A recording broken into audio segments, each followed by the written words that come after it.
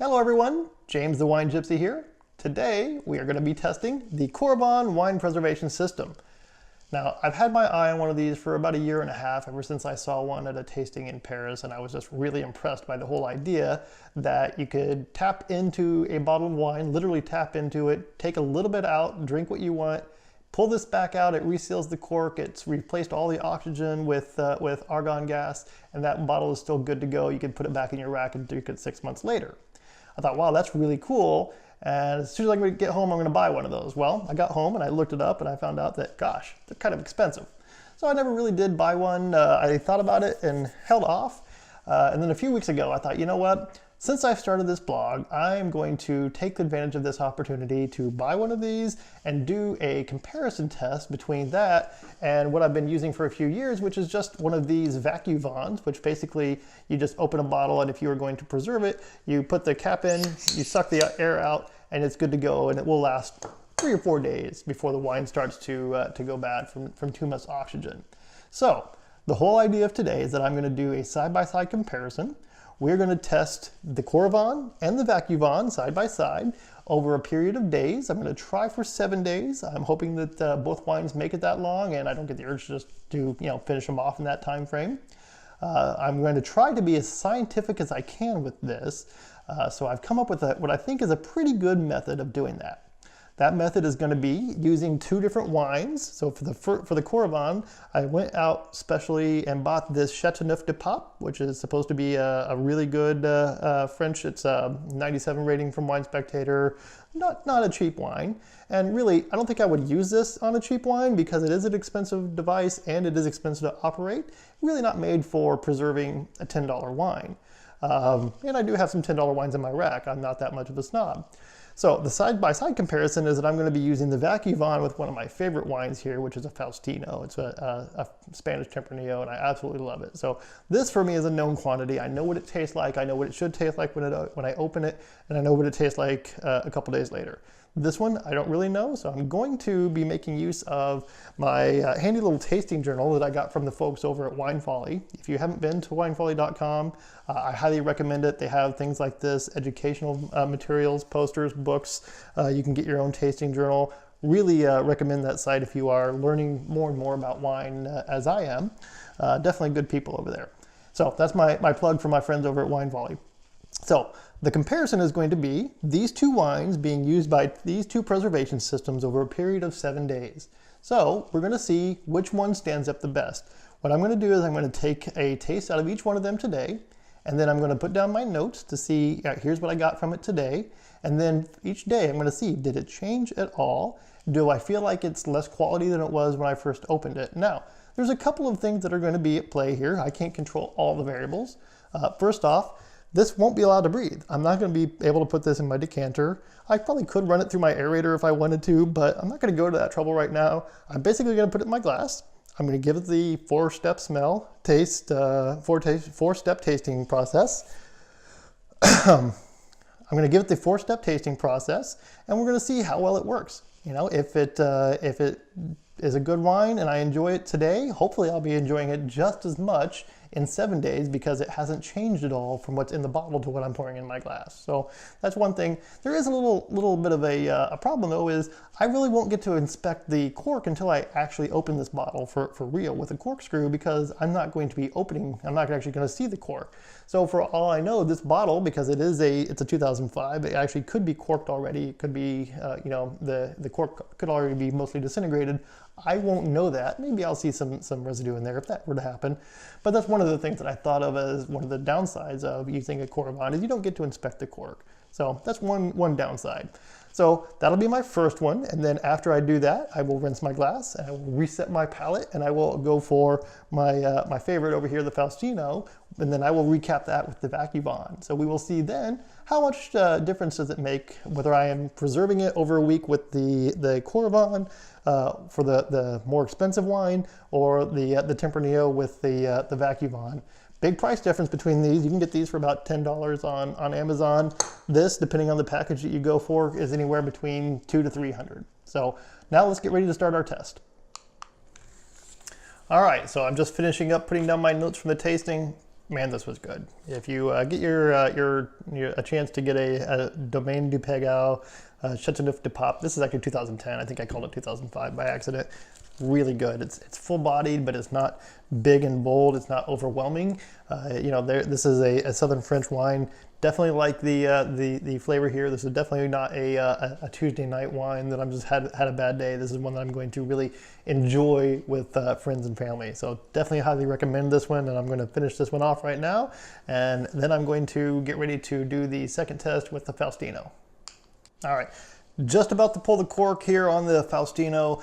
Before I do that though, I just want to brag on this wine for a minute. I love this. This is about a $28 bottle of wine when you can find it. Now, if you are fortunate enough to be either in Spain or somewhere on the West Coast, it's probably pretty easy. I can usually find this at Total Wine or any of the big box stores of wine. I can find it there. Here in Georgia, I can't get it. I don't know if any distributors around here don't have it, but I can't get it here. So whenever I see it, I buy it. And I happen to buy this particular bottle when I was on a trip to Spain just a couple of months ago.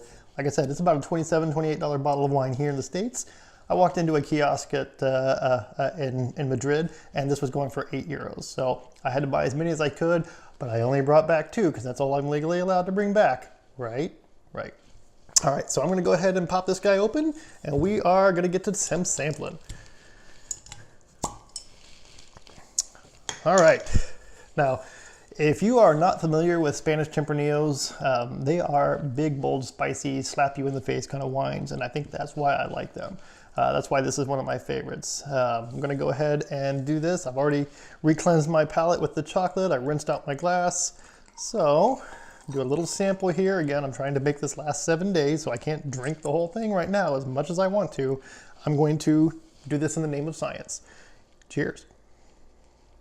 Oh my gosh. This is good. This is a good high-end wine. This is a wine that you would drink with your pinky out.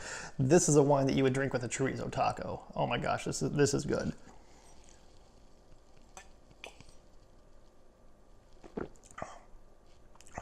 Oh, absolutely.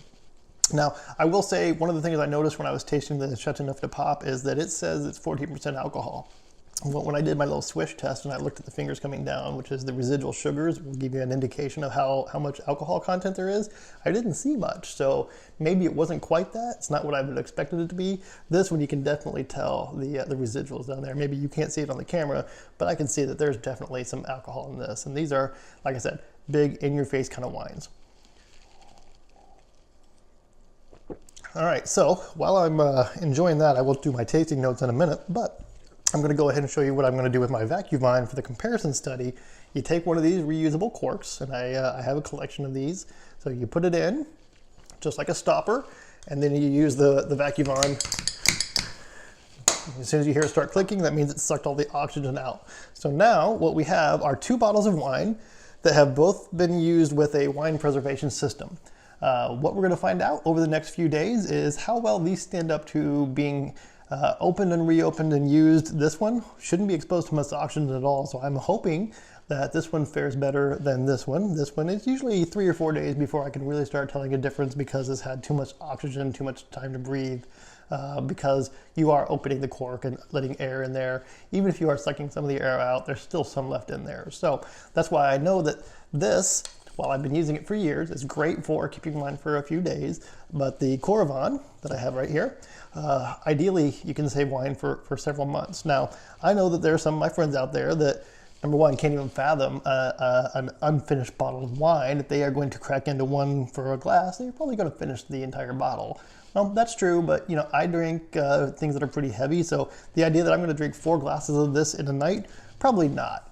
It's too big, too dry. It would certainly dry out my palate a lot. And I would be dying of thirst by the time I finished it. So I'm definitely interested to see how well these things two fare with each other, against each other. I'm also interested to drinking both bottles of wine in the name of science. We'll see you soon. All right, so we are back for day 2 of our 7-day test of the Coravin Wine Preservation System. It's a Friday afternoon here, so I've been looking forward to this test all day long. I've tried to resist getting into the bottles a little bit early. This is in the name of science, so I'm going to go ahead and get started with my test. So yesterday we tasted 2 wines using 2 different preservation systems, as you saw earlier in the video. I'm going to go back first to my Chateauneuf de Pape. This is a pretty high-end wine that I bought just for this purpose. Tough job.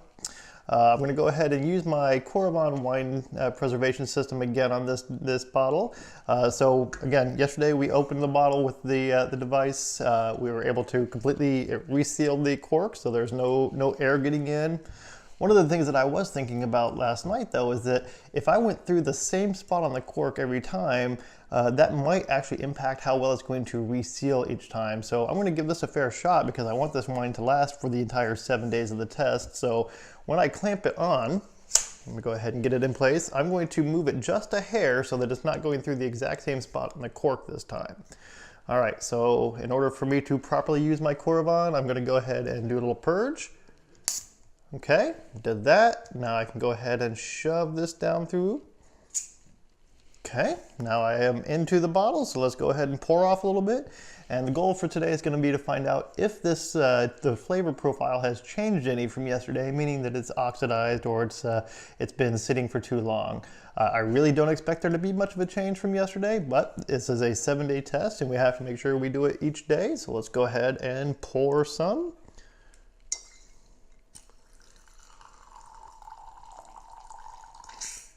Okay, that should be sufficient for my pour.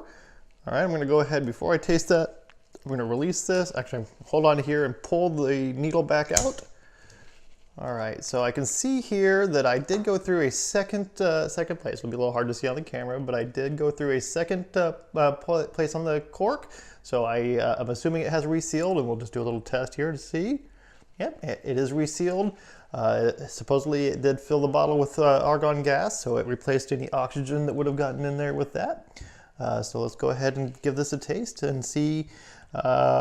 Looks pretty close to what I expected from yesterday. Definitely a good wine. Okay, so let's give this a taste.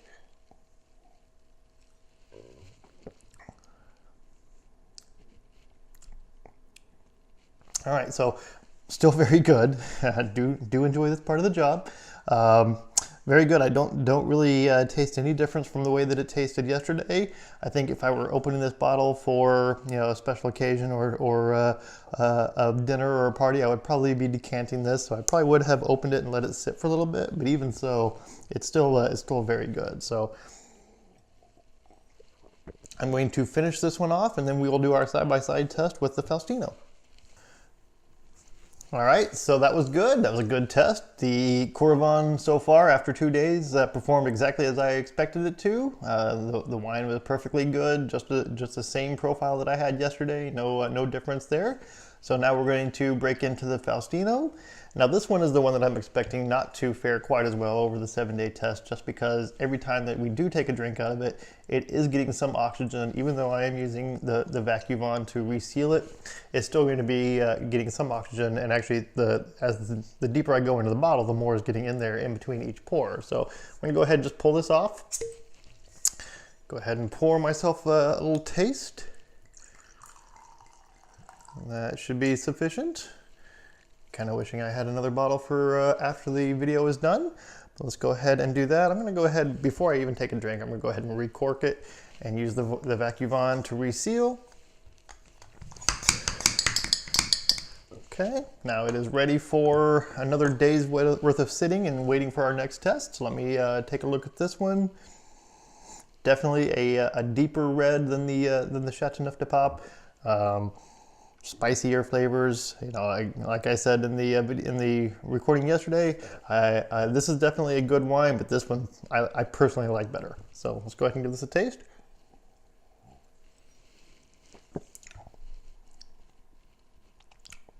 Yeah, still very bold.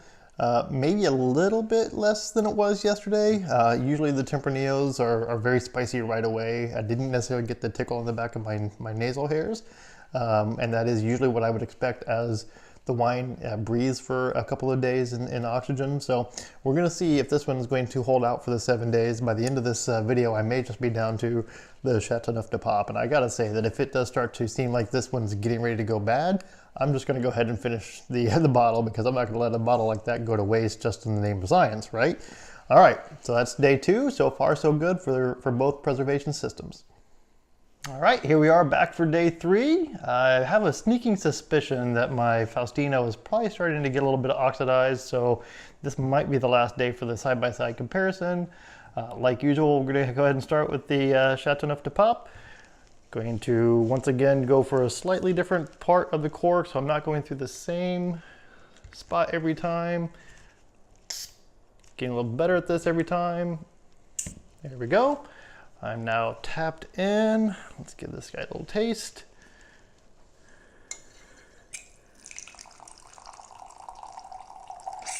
That'll do. And I will say that this has actually started to grow on me, because in addition to the taste test comparison that I'm doing here, I also decided to use this guy last night to break into another bottle of a Rioja that I've been waiting to taste for a little bit, and it did just fine, and now it's sitting behind me back in the rack. So I do like the idea, so it is growing on me. No change in color.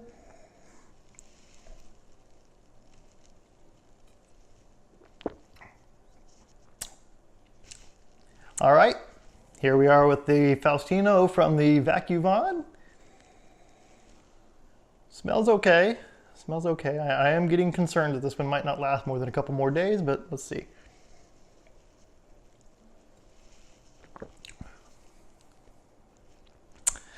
All right, I'm gonna have to say that this is starting to mellow more than it was the first day, so I may call no joy on the side-by-side comparison now and go ahead and finish this bottle off tonight, because I don't want it to go to waste.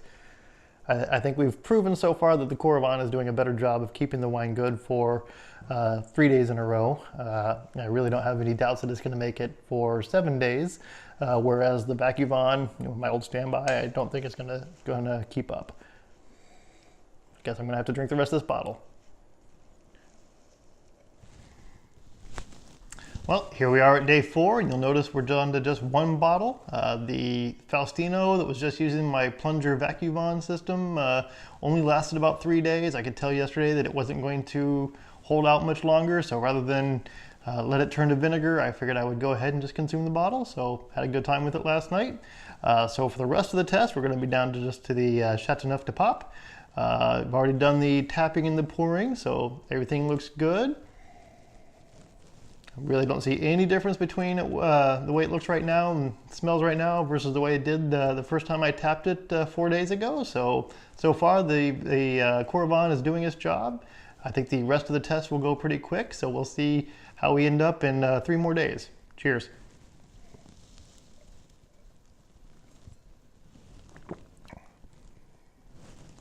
Still good.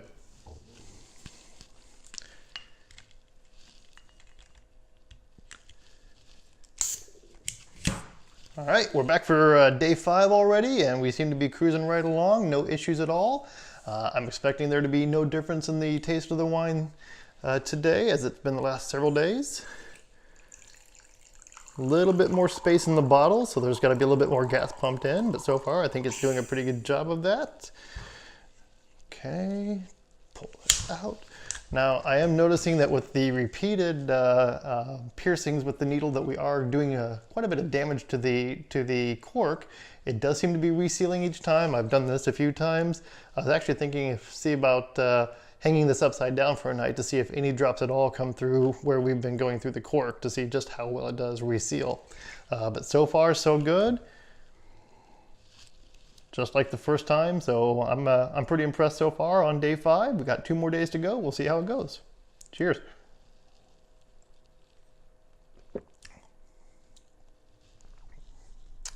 All right, we're back for day 6. I do have a little bit of a twist to our test today. I'm going to go ahead and get the sample of the Chateauneuf de Pape out of the way first, and then we'll talk about what occurred last night. All right, going right back in there. Oh, you know what? I forgot to do something. I forgot to clear the the needle first before I did that. You're supposed to purge any oxygen that's in. Didn't do that this time, so I probably did put just a little bit of oxygen in the bottle. Okay, it's about all I want for right now, so go ahead and finish this guy off. Pull it back out, unclasp, good to go. All right, so that's the bottle there, still good here, no issues at all. Let's take a quick glance at the wine itself. Yeah, still doing its job. I'm still very, very pleased with how it's done with this bottle. Yeah, definitely still good. Still just like the first time I tapped into it. But last night I decided that I was in the mood for something a little bit lighter than the heavy red, so I pulled a bottle of rosé out of my wine fridge and decided to use this guy on it just so I could get a little nightcap. And I was actually even showing it off to somebody on FaceTime. And I pulled up my bottle and I tapped in and I got a little bit of wine out of it. And then I poured myself a glass and I'm like, oh, look at this, it's perfectly sealed.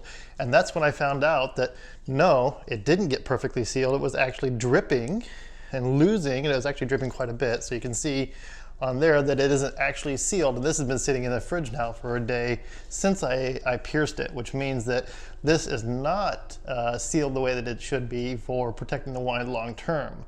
Now, I did do a little bit of research on the Coravin website to see if it was maybe the fact that this was a cold bottle, or maybe it was something with the cork. I don't know that this isn't a natural cork. It might not be. It might be one of the synthetic blends. And it might have something to do with the fact that it was cold and didn't seal up properly. But either way, it didn't do what I would have expected it to do.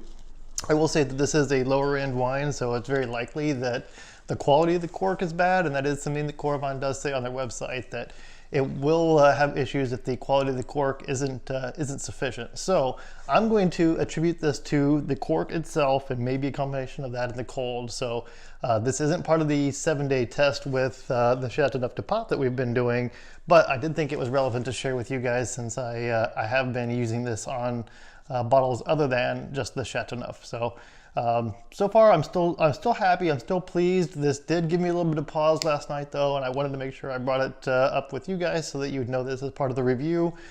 We have one more day to go. I think we're gonna get through this bottle just fine, and then I'm gonna have, it looks like maybe half a bottle to share with some friends this weekend to celebrate the completion of this, this review video. All right, well, until tomorrow. Well, here we are at the final day of our Coravin Preservation System test.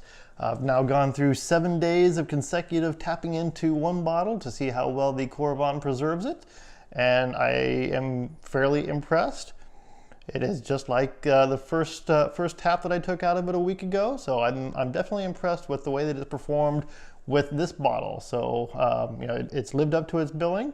As we saw earlier in the video, the VacuVon, the pump system, didn't fare quite as well over a week, didn't really expect it to, so not a big surprise there.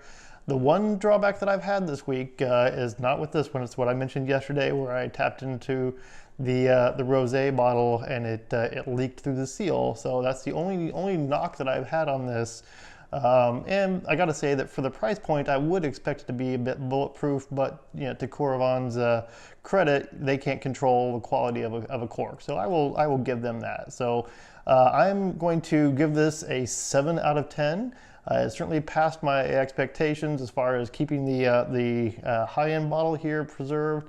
I'm happy with it. I'm going to make use of it to tap into the bottles that are behind me here.